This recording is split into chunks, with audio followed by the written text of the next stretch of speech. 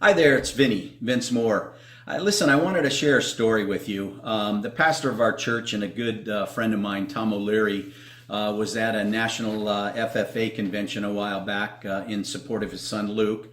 And actually, President Trump spoke at the convention, but it was on the day of the shootings at the synagogue in Pittsburgh.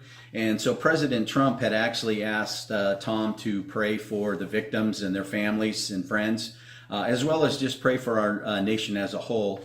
And Tom prayed a beautiful prayer and received many phone calls and email and text thanking him for his prayer, including a call from Vice President Mike Pence and also a call from President Trump's daughter Ivanka, just thanking him. But and I've included a link to the clip of that prayer. But there were some folks that reached out that basically kind of put him down or bashed him for the prayer. I mean, that's pretty cynical and low, if you ask me, to have ill comments when someone's praying or has prayed. But anyway, so I was talking to Tom about it, and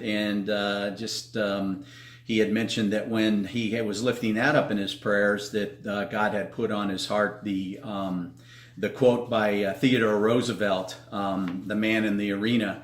And I'm not sure if you've ever heard this quote. It's certainly a tongue twister, but it's very pointed, and not only in this situation with Tom and these folks, but also just in life in general. It goes like this, and I've included a link to this quote in the body of this email as well.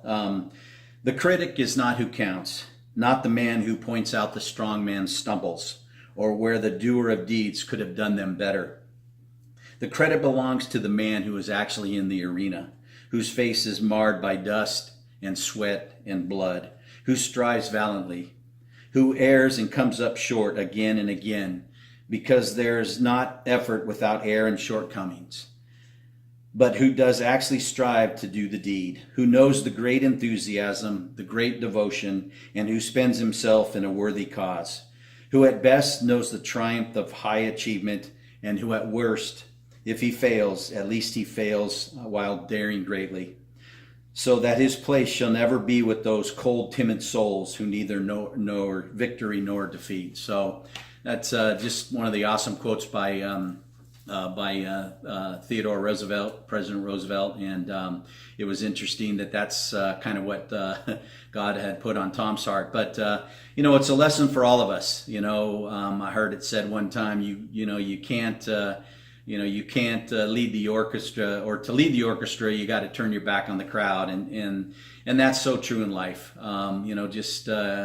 As we head into this new year, just keep getting out there and taking your swings. And because the greatest, the most successful people in this world have also been the greatest failures. So keep that in mind. So I wish you and your families a blessed and happy and blessed holiday season, and make 2019 the best year ever. Take care.